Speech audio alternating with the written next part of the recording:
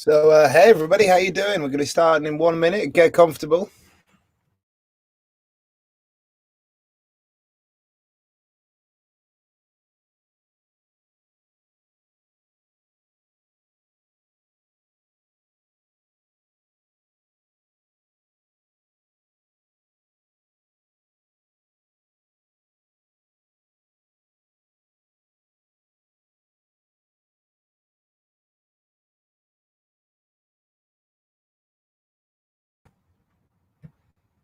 So, hey everybody, how you doing? Going to be getting Byron into the feed in 2 seconds, and then we're ready to begin.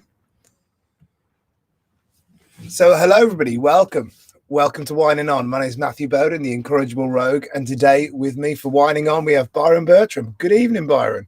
Good evening. How's it going in jolly old lockdown?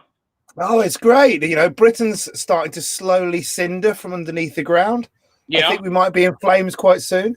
Oh, that's good. Well, I mean, that's what killed the first plague, right? The fire of 1666. Exactly. Well, I was just sitting with my partner the other day saying, you know what we need now? We need a bloody good fire, and then that'll open up the property market again, and everyone can be quite happy. Well, that would be good. Mm. Are property rates falling there? In Canada, they're not really falling. I was hoping. No. Well, I'm waiting until January. In January, when we have the whole Brexit thing come to a head, then we're all going to be on food stamps, and everybody is going to start, evacuating the country. Oh, okay. So there'll be more space.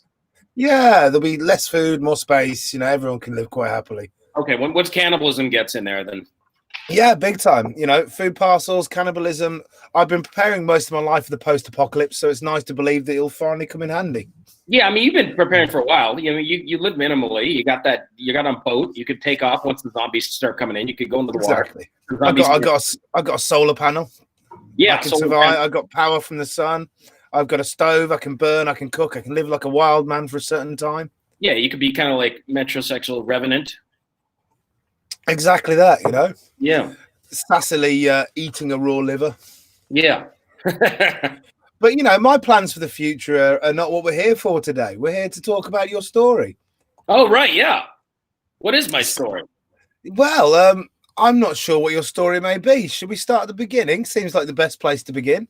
Yeah, sure. So where do we start? Why become a performer? Were you always thinking about becoming a performer? Was it a thing you thought about as a child? Yeah, I think it was my dad's a musician, and my mom's an artist, and my grandfather was a famous Canadian artist who was originally from the Isle of Man, actually, a little British connection there. And then my great-grandfather was from Cornwall. He was a Shakespearean actor. And then I think you had sort of performing DNA in my blood.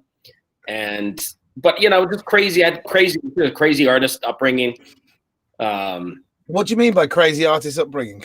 Like my mom, we're going to pretend we're frogs today. Yeah, exactly. My mom's manic depressive. She was in and out of the psych ward a lot, but she's a real colorful, eccentric artist type. And my dad is eccentric musician type, and he always did funny voices and accents when I was a kid. I went to this sort of troubled, well, I won't say troubled school, but like lower income neighborhood in Vancouver, Canada. And I was one of the few white kids there, and I was kind of this fat little white kid. I wasn't even that fat, but I got teased a lot by Chinese kids all the time saying, "You are a fat boy, you are fat." And I had kind of got shitty grades, and I felt really like kind of a black sheep. And I think I just dealt with it by doing like voices and accents and just being I managed to avoid getting into fights a lot by just being kind of a bit of the class clown. So you were trying to entertain back then? Yeah. So it's kind of, and then I remember doing like little sort of, but even when I was like 5 or something, I got really into like puppet shows or doing some goofy little plays or for family and stuff like that. And then, like talent shows, I did something where I was like Kermit the Frog or something when I was 10. Everybody loved it. And then, but high school, I think, changed my life when I saw some like improv theater troupe. And they were like, it was some sort of orientation week. You're coming into school, you're going to go to high school, and there's this orientation week. And all these like, teenage kids did some improv comedy scene, and all the kids were laughing. I was like, this is amazing. I want to do this. And then I really got in high school drama. And I was really in it. And then it just got like, oh, this is amazing. Love it. And then, but what really changed me, I went to this theater program for the performing arts called Atlantis, and they taught a bunch of like summer school for the performing arts. What year was this? This was like 1993. I was 15, and it was like performing arts school for like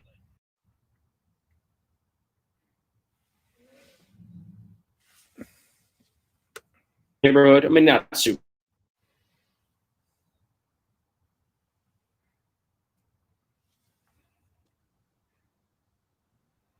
Oh, can you hear me? Okay. Yeah, I can. Yeah. I think my connection is a little troubled, so if I drop out, you just carry on, buddy, and I'll be coming back in again. Okay, yeah. So was this like the TV show Fame? That's what I imagine it's like. Yeah, a little bit like Fame, yeah. So and then there was I went to this theater program for the performing arts, and they taught like all sort of like performing arts curriculum, like music, drumming, physical theater, singing and dancing, acting, clowning. I think one with video, and then one of the courses was called street theater. Oh, wow.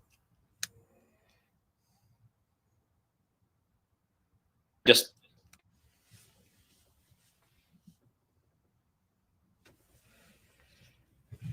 and I did my juggling routine, and I got to be better juggler than everybody in my troupe. And this little thing at the end of the summer, and everybody went crazy. And then I started seeing people on the street in Vancouver. This guy Angus McDonald, he was doing some street shows, and then I saw guys like Alex Elixir, Tom Comet, and then Bill Ferguson. He was who else? Yeah, like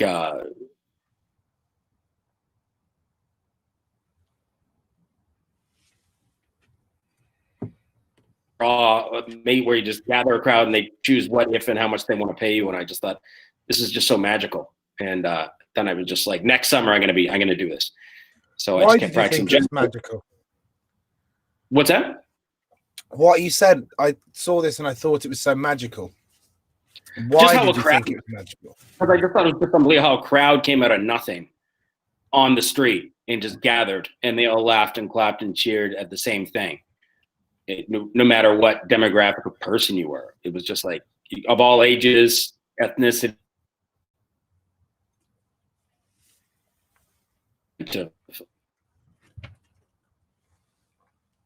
You or not, and then just the performer has a hat of money after just entertaining a bunch of strangers that came out of nothing. I just thought this is so interesting and primal, and like there's some weird, crazy, old school, archaic form about it. You know, you didn't need to advertise or anything, or have a budget or a venue or lighting or sound or, you know, any middleman. Or it was just like, I just thought like, oh my God, I want to do this. It's just so amazing.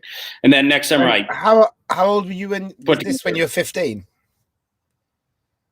I saw that one, 15. And then the next summer, then I basically only saw like a few people doing it. And then I guess it was kind of winter, you know, then it became that school year again. And then I learned how to juggle. I just kept practicing juggling. And then I really got into unicycling the next summer, I believe. Yeah. And were you in stage inductions in school at the same time? Yeah, I was doing like high school drama stuff like that. Yeah. High school drama stuff. And were you leaning towards doing comedy in your high school drama stuff? Were you playing comic characters as much as you could?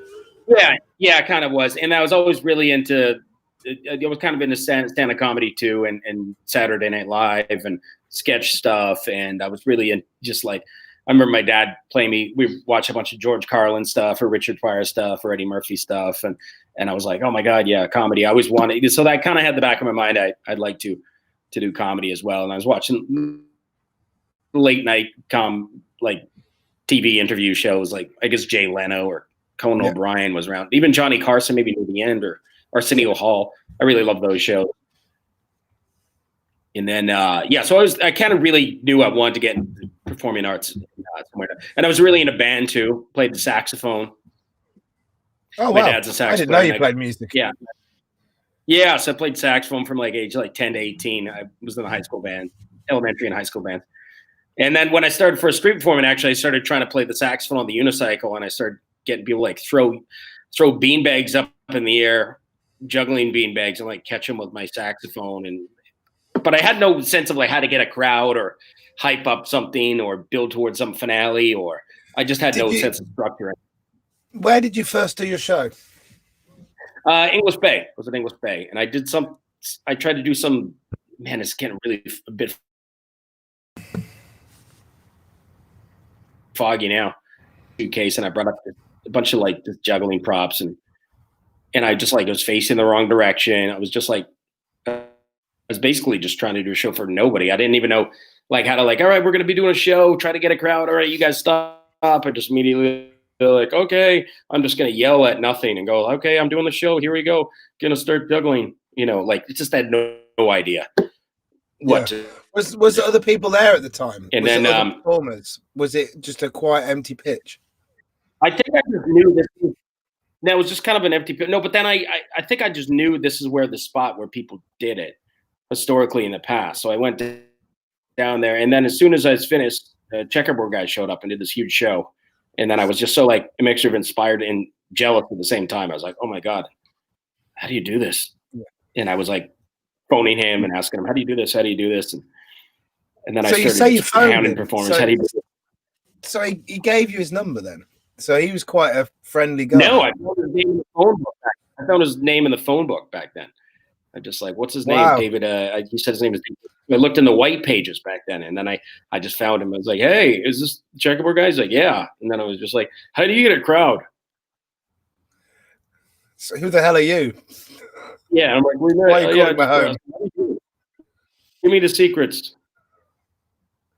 Yeah, I did that with a couple other performers too.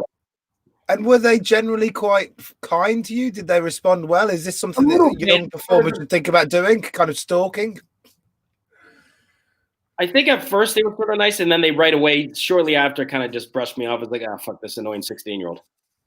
Because then I would be like asking stuff, kind of like, oh, can I try your clubs? Can I try your balls? And then I try to like show off to them, like, hey, I just learned back crosses, and it's just like thinking, oh, maybe he'll really like me if I show him off my back crosses, or like, hey, I know chops.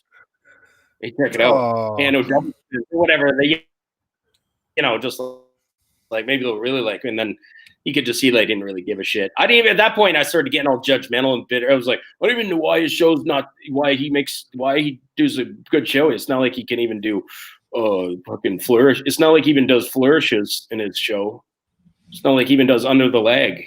Or I just thought like for some reason because I was such a juggling nerd that the crowd would just cultivate because I thought, wow, that guy's juggling skill is quite superior. And it took me a long time to realize people don't really give a shit what you do. It's how you do it, how you present it, how you hype it up, personality. So you were judging the shows on athletic feats instead of the entertainment value within the show.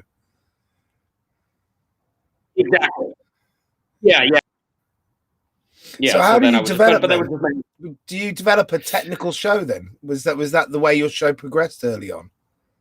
Yeah, a little bit. I didn't really have much sort of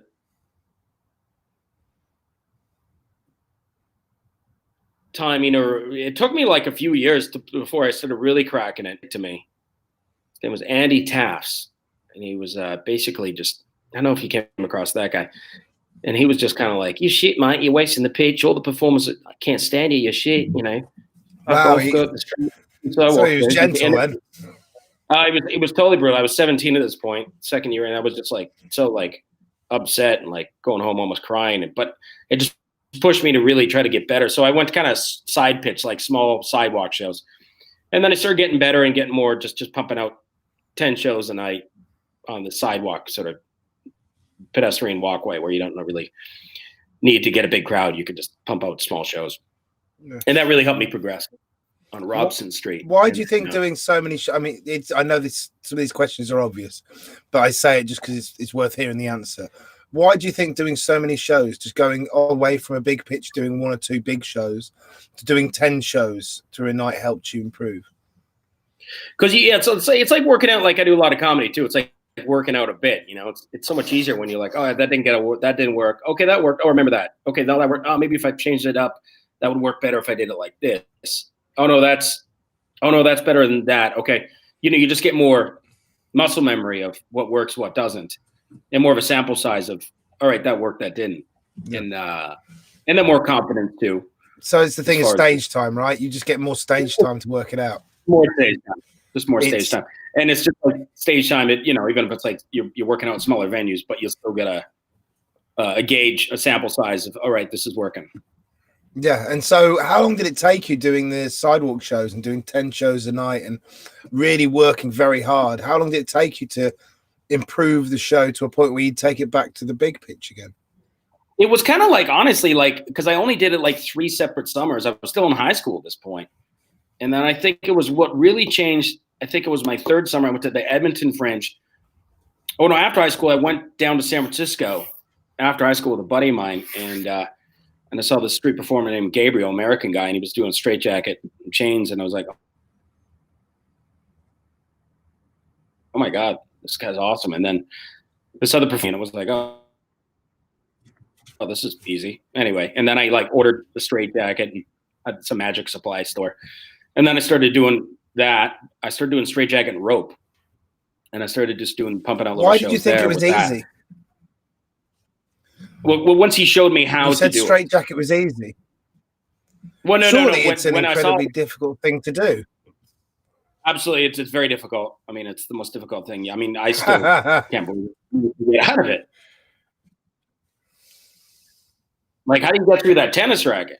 Oh yeah, very difficult. It's incredible. Well, I'm going to give my one away because I don't mind. It's fucking easy. Anyone could do it. The only reason you don't realize is that it doesn't have most people's tennis rackets have strings. Yeah, no, but it's not. Try it. Yeah, but it's how. I don't need to give up the secret.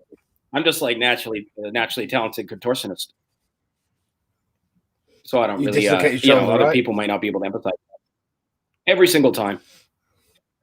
Yeah, I've had that so much surgery. Yeah. So I learned how to juggle. So I learned. Maybe just to dwell on this just for 1 second before we move on. You thought it was easy because of the way it worked in the show.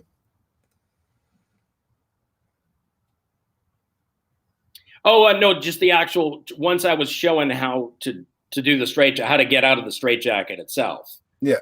Then I was like, oh, okay, that's not as hard as I thought it would be, but not the presentation of it. The presentation's everything. Yeah, but is the straitjacket itself an easier sell than, say, a technical juggling show? Is it an easier way to figure out how to make that work theatrically? I would say, like, no, well, it's just the actual trick in itself. Like, if you just said, okay, I'm getting out of this right away, then it wouldn't be impressive. It would be very, you'd be like, oh, that's it? Oh, okay. Is like if you just got through that tennis racket right away, it's like, well, that's boring.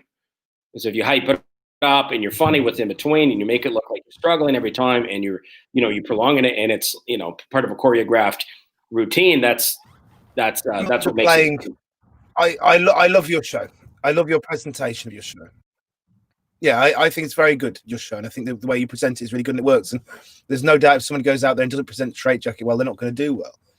But in terms of when you start getting in that thing, exactly.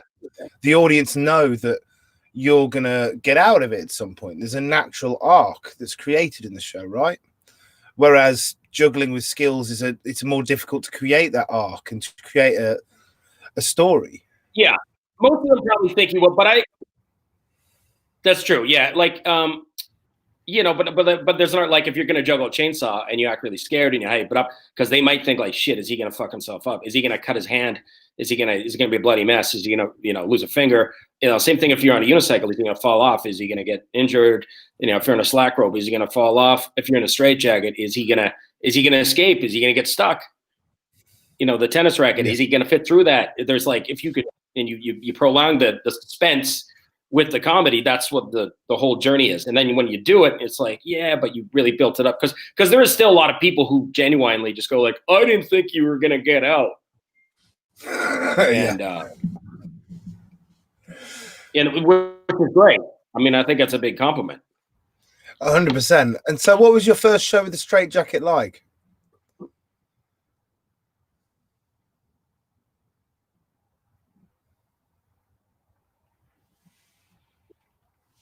Did you get that?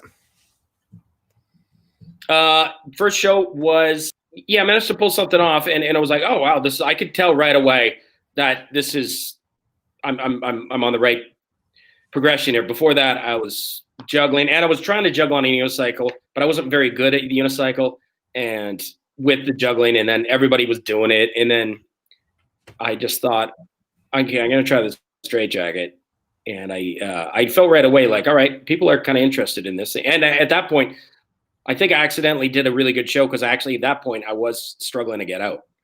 So it did look like I was genuinely having a tough time, and I was. And I got out, but I didn't have any like time, didn't have any, didn't know my beats, didn't know how I was gonna present this long term. But I kept doing the rope for actually a couple of years. Oh, but what happened? I guess what happened? I went to the Edmonton Fringe, and that was like, I thought that was like, the crowds were really good at that point. They were way more welcoming. This was like 96 after high school, way more welcoming and up for like, it was a festival event, and it was easier back then just to like go show up unexpected, sign up easy. It wasn't like now, try to, get into it a year in advance, insurance, all this stuff now where it's harder to do. It was a bit more free for all, hippy dippy, loosey goosey back then. And I did really quite well. I managed to pump out a lot of shows, and every time I was sort of like breaking my biggest hat, which wasn't that big, but it was like, oh my God, new record. But it was still very small comparatively. But I remember the next year, then I did a few shows in between, but then it was like, I didn't really do a lot of shows in between the next year. I was doing a bunch more sidewalk shows still. Because on the weekend, there's a pitch where there's enough walk-by traffic on Robson Street. On the weekends, I could go in the evening. Yeah, I know what your show nowadays, and I would say your show is a comedy show first and a skill show second. Totally. Was it that then, or was it okay? And so, did you have the breadth of comedy you have now? I have no. I mean, my comedy wasn't as good back then. It was basically a lot more hacky. So I think it helped when I just started like stealing people's material, obviously, and just doing hacky stock jokes and mixing it in with there. And I'm like, oh my God. And then convincing myself I wrote it. And then all of a sudden I started making bigger hats, but I was getting more of the confidence and stuff like that. So it was kind of when people do that stock material, I could see it's so easy to do. There's no repercussions like in stand-up comedy where like you're just stealing somebody's line and now it's like you're a thief, you're a hack, don't book this guy. He's branded scarlet letter. It's street. It's like, yeah, he does stock well. But so I was doing that, and that helped me propel, kind of give me a good foundation. And then I slowly started eeping in my own originality. But I think my timing is getting better, and I was getting more confidence. But I remember I went to the big pitch finally again after like I was getting like into my fourth summer, and then I did my first show, and I did, okay, I'm going to do cigar boxes, going to juggle fire, and I'm going to balance a bike on my face. Then I'm going to get straitjacket rope, and I doubled my biggest hat right then. I was like, oh my God. And I thought, okay, I'm ready for the pitch. It was just the biggest rush ever. And then I was just like, oh my God, I'm good enough. I just feel like throwing it to all these people. I'm good enough to draw. I'm good enough. And then I was kind of like, all right. And when you went there, were you accepted, or was it the same kind of thing? This kid's no. Then I was finally kind of accepted. It was like, all right, you get a big enough crowd, I get it. It's fine. So it was kind of like, all right, finally, I'm accepted into the club. So you felt like you had to get your stride, to like so to speak. I was 19. Yeah. So it kind of took me to like my fourth summer before I really got my stride. So I thought it took me a lot longer than a lot of people. But maybe I just didn't. I was kind of a slow learner when it comes to like some other people. It's like, no, I've just been doing it. So just been doing this summer, and then just huge shows. Like, what the fuck? I'm like, you motherfuckers. It took me years before I managed to get it together. But was that maybe because you'd come from a theatre background and you were trying to apply those theatre skills to it, and you weren't just copying everything you saw directly? You were trying to be a bit more. Yeah, I was trying to do all sorts of weird original stuff. I didn't really know about crowd psychology or how to build a crowd. I was just kind of like, I was trying to be really original, and in a way where I played the saxophone on a unicycle, and then I was trying to get people to dare me to eat an onion, like just ridiculous stuff. And then I'd have like a half-eaten onion thrown in my case, and I had no sense of like hygiene or cleanliness when it comes to my props. And then I put my torches not covered up into my case with a fucking half-eaten onion. And it would just be like, and then I'd like wipe my hands off all on my shirt after my show. I wouldn't change my shirt. I just like use my shirt to wipe off my sweat. I would just reek of kerosene and sweat. And then I'd be like, why can't I meet any girls? Fuck. Yeah, cool. So you're a smelly young performer, and you hit the age of 19. Now you're accepted. They're like, this smelly kid. He's got big crowds now. I suppose we've got to let him hang around. He's speak the pitch up. You got big crowds. And I'd wear like plaid shorts, or no, like light colored shorts, and like wipe my dirty kerosene, like drenched fingers all over my shorts, and then I have like these ridiculous. It was just ridiculous.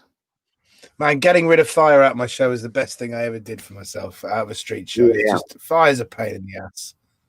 Dirty, smelly fire. Yeah. So how long did you stay in Canada for? Did you start going outside of Canada after this? Now you've done the big pitch. Did you stay in Canada for years, or did you do the international circuit? Did you go to America, Europe? Oh, yeah. So then when I was 19, I went to Europe. So I went to England. I went to England I did my first show outside of Vancouver. Oh, in Edmonton, I guess. My first show was in Amsterdam. I went at that point, my grandfather just passed away. Liza Plane? Did my first show, Liza Plane, yeah. And I managed to pull it off. And I was really nervous, but I managed to pull it off. And I met, who did I met? I met Damien there for the first time. And I met... Is that Deadly Serious? Yeah, Deadly Serious. And he wouldn't remember me then. I think he was just... but I remember like there was a guy called the Spice Boys. There was like 4 of them. They did like some 2-hour-long show. It was like Gord. I don't know what his name was. What did they do? There was Gord, Adam Twist, or something like that. They were like just chainsaw, juggler, acrobat. They all like did like 4 separate shows and then came together, did some like passing clubs on unicycles, or somebody did a flip over them. It was just like, it was like overdone, where it was just like too long of a show, too many guys, and they're splitting the pot too many times. I think it was just basically like a 4-person fun circle jerk. And it was at the height of where the Spice Girls become called Spice Boys. And then there's this crusty American guy called Marty. I don't know what happened to him. And he juggled a chainsaw or some stuff like that. And then after that, I went to France, went to Paris, and I tried to street perform there, but I didn't speak French. It was hopeless. And then I went to Barcelona, and I tried just doing little juggling shit. And Laurent was seeing all these crazy mimes, and then I went to London, and that's where I actually went to Covent Garden. My mom, she went to the draw on my behalf. My mom was she's manic depressive, and she was having a manic episode. She went to the draw, and you guys made her audition on my behalf or something. She goes, "My son's the best performer," and then he's like, "Hey, he wants to perform here," and I think Pepe like started giving her shit, be like, "Oh, you can audition on his behalf" or something like that. It was like. And she started like singing terribly for him, and then all of a sudden, I got. Well, that sounds quite fun. Yeah, and I got a show like 440, and I met Windsor back then. Yeah, I met Windsor, and then that's when I met Melvin for the first time. And then I started working Leicester Square, and then Melvin was just Melvin Plummer, fucking proper Melvin. Yeah. Take a year off. And it was just, yeah, he got me like drunk for like the first time in my life. Wow, really? It was yeah, and then he got me like to give him 20 pounds and started saying your crowds are getting out of control. And it was just it's like you're gonna shut London down for all of us. Give me 20 quid, cold even. And I remember even started like crying. Why? Like 19, and then who was being harsh with you because he got you drunk? No, well, both. He got me drunk, and then he started being just a dickhead to me. And then I started. He's trying to get money out of you. He was manipulating you to get money out of you. Yeah, exactly. He's like, "Come on, you've been," and then I went to where did I go? Went to Australia then the next winter, and he was the first guy I saw there, and I was like, "Oh fuck!" He was in the corner. He was at the corner, like, "You follow me all around the world." And at this point, it was funny. There was Andrew was telling me, like, if you go to Australia, you know, or no, he said something like, if you go to England, well, you're going to meet a guy named Lucky Rich, you come and go, and he's going to kick the shit out of you right away, mate. I was like, what the hell? So I just like heard this stories about this guy. Well, at that point, he was Richie Rich. And these stories about this infamous character named Richie Rich. And if I waste the pitch, he's going to beat the shit out of me. And I was like, holy fuck. So I had this picture, like he was the boogeyman in street performing, Richie Rich. And then eventually I saw him in Australia and I was like, oh my God, that's the guy. He's the boogeyman. And was he tattooed completely? Like, watch out for him. He's the best street performer in the world. He was a complete tattoo, but he had a lot of tattoos at that point. This is like 98. And but I remember seeing him and he's hanging out with Melvin, and I just thought, oh my God, oh, here he is. Here's the guy I was told to watch out for. He's like the biggest, he's the bad boy. He's the best street performer in the world, and he's the biggest asshole. So he'll like do, you know, he'll make a fortune. And he's hanging out with the guy who made you cry the last time. Yeah. And I was just like seeing these guys. And then I met Bike Boy for the first time. Hanging out with all four of them, and Bike Boy. I was a virgin at that point. Bike Boy's all this like, I'm gonna finger bang you. He's like, I'm gonna take your virginity. Woohoo! You know, Bike Boy's just fucking me. I'm just such a naive 19-year-old. And they're all just, why did you? But I lost my virginity in Adelaide at the Fringe that year. So how was Bike Boy? Oh no, it was good. I mean, but it was ridiculous. Then you just like. You're 19. It's like before the internet was really like you could book a place. I'm just showing up like, where can I stay? I don't know where I'm gonna go. Just showing up to the pitch with your case and your clothes, and just be like, whoa, where am I? And just traveling 19 hours. Delusional. It was quite adventurous of you then, though. You don't know where you're going, you don't know what you're doing. You seem like you're quite a delicate young man. I was. In hindsight, I'm pretty grounded because of, you know, it was like, man, that was some scary times actually when you think about it. But I pulled it off, made a couple grand, and came back, and then my show was really starting to fire. Then I started adopting the English accent when I was 20. Alakazam was like, he came to Vancouver. I'm like, what do you, man, you do so well. It's because of your accent. And he's like, yeah, pretend you're English, man. Right? And then I was like, I don't know. Then phone him English, and I just fucked around. I was like, holy shit! I noticed in North America. I noticed when I just pretend I'm British, it was like you get away more. It's kind of a character you hide behind. You got this foreign appeal. But then and because you've done a lot of theatre, you've learned how to hold an accent and hold an accent. Exactly. Yeah. You use the old skill. Yeah, exactly. So then my show was really starting to kick ass, and then but then I started getting into stand up a little bit later as well. So I started doing some stand up, and when I would travel all over the place, I would chase stand up nights and open mics, and then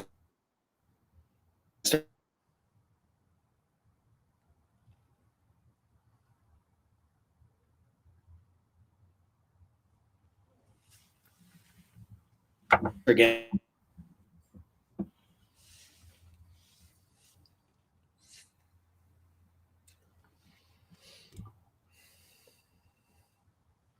You carry on, brother. My connection keeps dropping out. So you said you were chasing stand-up gigs. What's that? So the last time I got you, you said you were chasing stand-up gigs. So you started, I'm surprised you started doing stand-up so early. So you're like 21, 22 at this point. Well, I started doing some open mics in that, but I didn't really take it seriously. I would just, here and there a little bit. But then I think 2002, that's when I really started going, okay, I'm going to try to do like a few nights a week, 2-3 nights a week, try to get up some mic or whatever.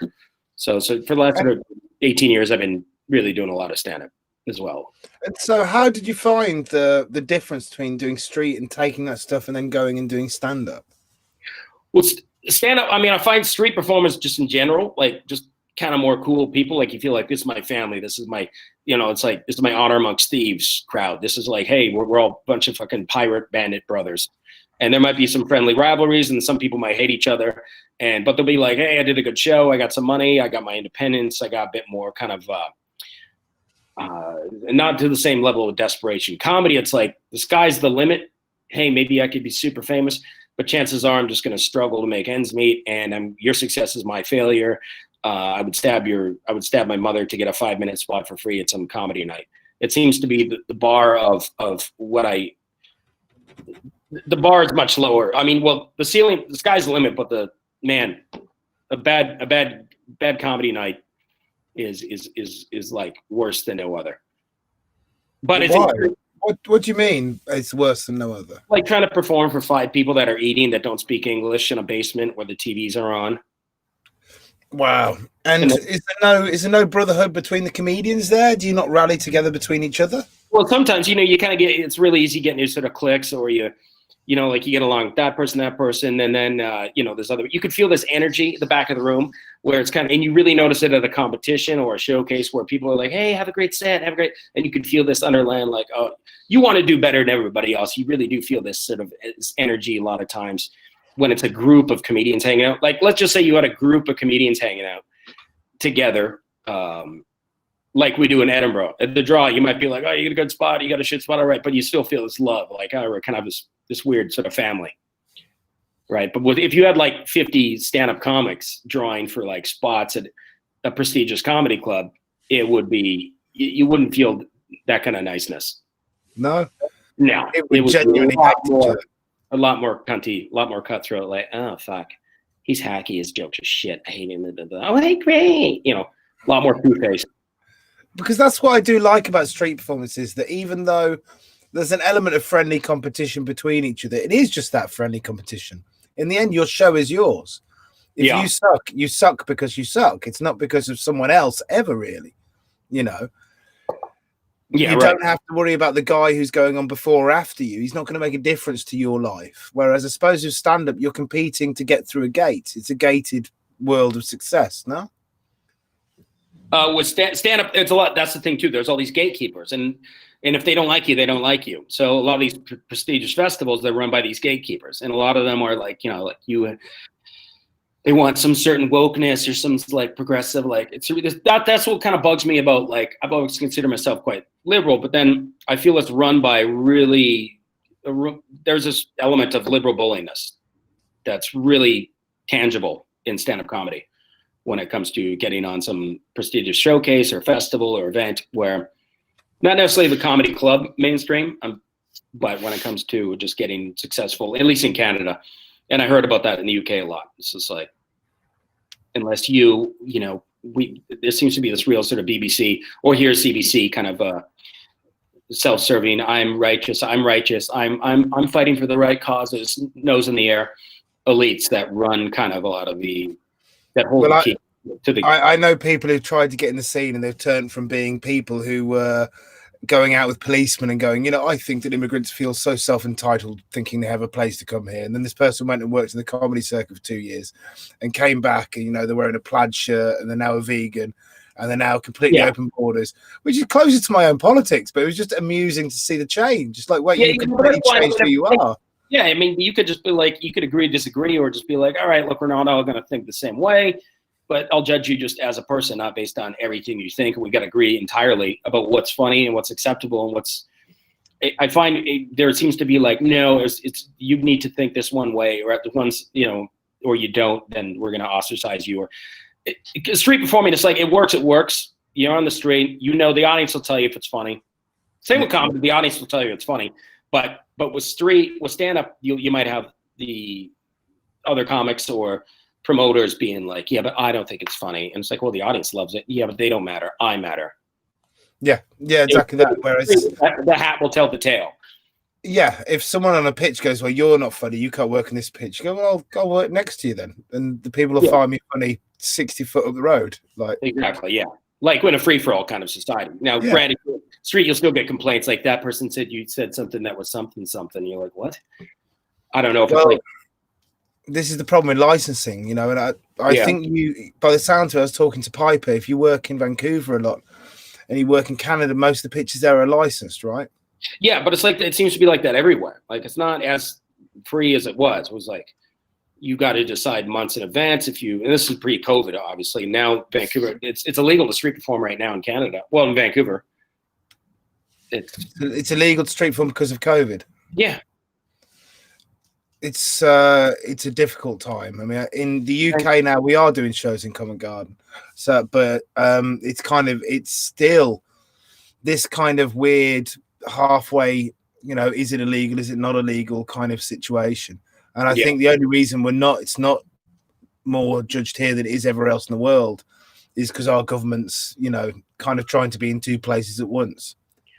Yeah. I mean, we could get a whole COVID thing, but I mean, hopefully something will change. Yeah. Well, let's not focus on that too much now, because there'll be umpteen things for that. One of the things that interests me in terms of writing, because you wrote jokes doing street shows, but then you move on to doing stand-up, and is there a difference in writing process between the two? Street, usually it's if I'm writing more original stuff, it's usually about walk by stuff, right? So the scenarios of couples that walk by, or like yourself, you come up with something on the spot, but that wouldn't really sort of stand up. You talk about observations, or you talk about be more observational. You talk about stuff, your opinions on stuff. Is there a methodological difference in that though? Is there, so would you sit and write both of them down, but the subject matter changes because of the context, or do you write them in different ways? Yeah, I think stand up, you're writing the voice of one. You're just telling, okay, it's just me. There's no props. I got no volunteers. I'm not addressing these people. I'm just talking about my observations on something, and there's no context to people, my surrounding area for the most part. So it's street. It's all about scenario driven. So these people that walk by address that. These volunteers address that. I got a straitjacket. I'm in it, address that. I'm juggling, I got to address that. Is stand up, it's like you got no props. You got an audience. You got the focus. So you could talk about whatever you want, whatever subject you want. You could talk more political. You could swear more. You could be more edgy. You could be more intellectual. Is street performing? You got to be successful with it. You got to kind of play the lowest common denominator, which is great because you have a billionaire and a homeless person, and a 5-year-old and a 90-year-old and a drag queen and a biker beside each other, all laughing at the same thing. But in order to please them all, you got to be kind of lowest common denominator. So like everybody clap, everybody cheer, everybody, hey, look, oh my God, I made a fart joke. Oh God, I made it. I'm pretending I'm humping that guy's neck. Then it's pretty easy to get everybody to laugh at that. Yeah. Is if you just do actual stand up, if you're saying a complex subject matter about a social cause or whatever it is, the audience isn't going to get that entirely. Yeah, and so you're separating your audience. You're losing that joy of everyone understanding the same thing at the same time. Plus, a lot of times, the crowd's like English is second language too. So if you're just doing something completely English language, I find that's difficult I felt like I never was really successful in Covent Garden because I talk too fast and I'm very verbal. And there's so many people from all around the world where English is second language that they not anymore. Not anymore. No, actually, COVID might be my time to shine. Yeah, if you could get over here. But we're back onto Billy COVID again. And so you found, because it was an international crowd, the fast delivery that you have from the jokes, the way one line flips over to another line was detrimental. That it was detrimental? Detrimental in that context of having an international crowd where everyone doesn't speak English. Yeah, and I naturally talk fast. I remember when I started getting way better at stand-up, I think my street show, it kind of suffered a little bit momentarily because I think I was trying to throw too much original street performing stand-up lines in it. I remember JP said something interesting. He's like, Byron, he's rolling. So it's like, you're being too funny. Dumb it down. The words of the oracle there. Yeah. And I was like, what? It's just like, you're saying too many funny, intellectual observations. They're not going to get it. Just do a gay joke. But I'm like, fuck. But this is what bugs me about street performing is I see people like making huge hats, doing huge shows, and they don't need an ounce of originality. And I know this. My show's kind of generic and juggle, escape from a straitjacket, but I made it my own style. Most of the lines are mine. Structure, I made it uniquely me. But all you have to do is like, I like that, steal it effectively, get the right props, learn how to use them properly, have enough confidence and charisma and entitlement, and you too could get your own street performer franchise.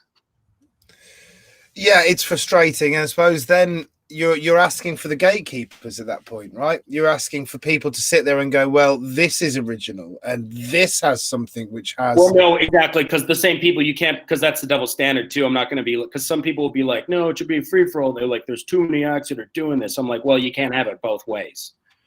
It either is or it isn't. So there might be some loose, like, if you got a cap of licenses, but then I kind of think like, I don't believe in just everybody show up at once. There's got to be a draw. I like a self-governing body like Covent Garden, I think is the best in the world, where it's like, all right, look, it's run by performers and they say, here's a certain time. And we agree, you're going to have a certain amount of, you get a certain amount of minutes where you can perform. And, you know, this is, you got to have either insurance or, you know, a license, but it's self-governed in a way where, you know, I don't like the absolute no rules anarchy where you just show up and then, you know, there's a breakdancing group or there's a guitar player and he's going to set up there all day and you go, this is the only place I can perform. And he's go, whatever, tough shit, it's free world. And you're like, you can play there, there, there, or there. I can only play here because it's the only place, so no space. And it's like, I just didn't give a fuck. And then like, there's got to be some measures of a system in play. But when you get just the government involved that knew nothing about it, that's the problem. Yeah. Because then you get them coming out and going, well, you can't use these dangerous props. Look at these knives. You could kill someone with those knives. Yeah, and you're like, but I got millions of dollars of liability insurance, and nobody's ever gotten injured with these knives. And do you want to look at the knife? No. Blanket policy. Yeah, the knife's a spoon, essentially. It's a spoon. Yeah. It's got no edge to it, but it doesn't matter to them. And then they'll turn around and say, well, someone was offended by your joke. You're like, well, but the joke isn't offensive. They would have been offended if I would have said, hello, how are you doing? They just wanted to be annoyed that day. They had a shitty day. Well, that's the problem. That's what bugs me about the censorship, too. I find that also seems to be now a predominant left-leaning thing where they're like, hey, somebody's feelings might be hurt. Don't joke about gluten. My kid's got a peanut allergy. No peanut jokes. Like, what's the line? Yeah, but you get it. It's not just left-wing. You get left-wing and right-wing. It's by outrage is, you know, it's not partisan. Historically, it seemed to be like policy. Historically, it seemed to be more right wing, like a blasphemy, you know, or you make fun of the government. Make fun. You know, somebody walks past and goes, "Oh, bloody street performers should get a real job." That's quite right wing. That's this conservative, traditionalist kind of buddy idea, you know. Sure. Yeah. I get a lot of people who are traditionally right wing annoyed with me saying, "Get a real job," and you know. You're disgusting. How dare you say these things? Oh, you're just quite a rude man, aren't you? You know, they're conservative. They're conservative. Right, So there's people getting offended. I guess, maybe I'm just maybe in Canada it seems to be different. It seems because there's definitely more of a class system there. I could see that upper nose fucking Tory. Oh dear, get a real job. Look, shoot. It's not just upper class, though. The amusing thing is that it's usually most of the hate you'll get is from aspirational working class people. Oh, right. It's people who are working class, but they hate the fact they're working class. And if they see you being, you know, flaunting being in the gutter kind of thing, because I play a very status character, they're furious at it because it reflects something they might feel uncomfortable in themselves because they want to be la-di-da and proper, you know, and they're not. They're like, all right, geezer, what, pal? Oh, what, you're looking fucking rough. Fuck off. Fuck it off. Yeah, no, that's true. But so just to get back onto the story, because we have, I think, 10 minutes left. We're doing an hour today, right? So hopefully we can pick this back up at some point in the future. We'll do a bit more of your later bit of your story. Just for now, when do you think you've moved from the street to doing stand-up more? Because I think would you call yourself a stand-up rather than a street performer now? Yeah, I call myself more of definitely stand-up first, and then actor, and then street performing. I feel bad, but I feel it's kind of my dark little secret in a way. So if I can do it here and there, I love doing it. It's the best, and most of my best friends are street performers. But it's so hard to explain to people what I even do when they say, "What do you do?" I do street performing. They're like, "What the fuck is that?" And I'm like, "Don't worry about it." I just even stop trying to explain it to people. Do people ask you where your penny whistle is? Yeah, I just can't even be bothered to tell people. They're like, "Wow. How do you travel all around the world?" I'm like, I'm just an amazing stand-up comic. How ironic that you have to lie about being a street performer, the thing that puts you around the world. Yeah. that people won't get the fact that you'll go into a stand-up comedy gig to 10 people and you know do okay, but then you'll go on the street and be in front of 500 people. Exactly. And you have to lie about that thing. It's so weird. Well, I mean, but Edinburgh is so funny because like but then in Edinburgh they'll see you like really rock it. That's where you'll be like, no, I'm doing street, and they'll be like, oh yeah, I saw that on the high street. That's amazing. Oh my god, wow. You know, that's when those snooty stand-ups will. But just even trying to, not even just being snobby, just trying to tell people, it's like, what do you do? Oh, I escape from a straitjacket and juggle and gather a crowd out of nothing, and then they'll give me money. People are like, what the hell is that?